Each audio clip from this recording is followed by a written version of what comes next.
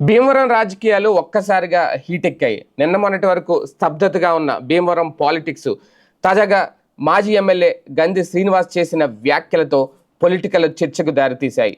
వాస్తవానికి పవన్ కళ్యాణ్ గారితో స్వయంగా మాట్లాడతానంటున్నారు. అసలు భీమవరంలో ఏం జరుగుతుందో గుట్టు విప్పుతానంటున్నారు. ప్రజల ముందు కాదు, మీడియా ముందు కాదు, నేరుగా పవన్తోనే చెప్తాను అంటున్నారు. దీని వెనుక ఆంతర్యం ఏంటి? ఇప్పుడు ఇదే పొలిటికల్ సర్కిల్స్లో మొదలైన చర్చ. వాస్తవానికి భీమవరం రాజకీయాల్లో మొన్నటి వరకు తనదైన మార్క్ వేసుకున్నారు గంధి శ్రీనివాస్. వైసీపీ హయాంలో 5 ఏళ్ల పాటు ఆయన పవన్ కళ్యాణ్ గారి విజయం సాధించి మరి అప్పట్లో ఆయన అక్కడి నుంచి గెలుపొందారు. తర్వాత తాజాగా చూసుకుంటే జనసేన అభ్యర్థి చేతిలో ఓటమి పాలయ్యారు.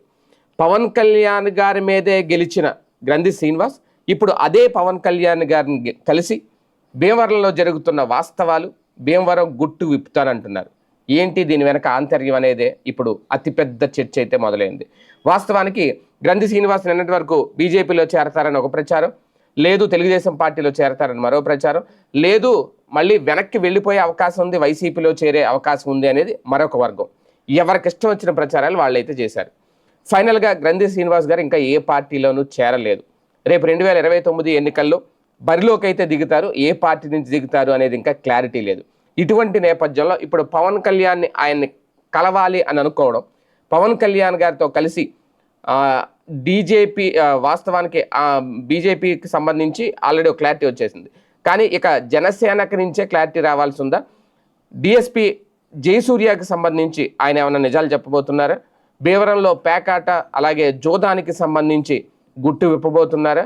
పవన్ కళ్యాణ్ గారికి తెలియని నిజాలు, లేదంటే పవన్ కళ్యాణ్ గారికి తెలిసిన నిజాలు చెప్పి పవన్ కళ్యాణ్ గారికి దగ్గర అవ్వాలనుకుంటున్నారా? ఒకటి కాదు, రెండు కాదు, ఎన్నో ప్రశ్నలు భీమవరం రాజకీయాల్లో. ఇప్పుడు గంధి శ్రీనివాస్ దారెటు? గంధి శ్రీనివాస్ ఆల్రెడీ ఫిక్స్ అయిపోయారా ఇక జనసేనే తన మార్గం అని? జనసేనలో చేరడానికి సిద్ధమవుతున్నారా? దానికి ఇదొక అవకాశంగా మలుచుకుంటున్నారా ఈ సందర్భాన్ని? ఇప్పటికే దీని మీద రఘురామకృష్ణరాజు గారు మాట్లాడారు మొన్న. డిఎస్పీ జయసూర్యకి సంబంధించి ఆయన క్యారెక్టర్ ఏంటి, ఆయన పదవిలో ఉన్నంతకాలం ఎలా ఉన్నారు, ఇప్పుడు ఎలా కొనసాగుతున్నారు, ఆయన మీద వస్తున్న ఆరోపణలు కానీ, ఆయనకి సంబంధించి భీమవరంలో జరుగుతున్న దానికి సంబంధించి పవన్ కళ్యాణ్ గారు ఎస్పీని నివేదిక కోరిన వెంటనే మొన్నటి వరకు ఆయన చేసిన వ్యాఖ్యలే వైరల్గా మారినాయి. రఘురామకృష్ణరాజు గారు, డిప్యూటీ స్పీకర్ రఘురామకృష్ణరాజు గారు చేసిన వ్యాఖ్యలే వైరల్గా మారినాయి. ఇప్పుడు తాజాగా గంధి శ్రీనివాస్ తెర మీదకి వచ్చారు. మరి గంధి శ్రీనివాస్ మాటల వెనక ఆంతర్యం ఏంటి? ఆయన జనసేన వైపు చూస్తున్నారా? జనసేనకు ఫిక్స్ అయిపోయారా? ఇదేనా దీని వెనక ఉన్న ఆంతర్యం ఏంటి అనేది త్వరలోనే తేలాలి.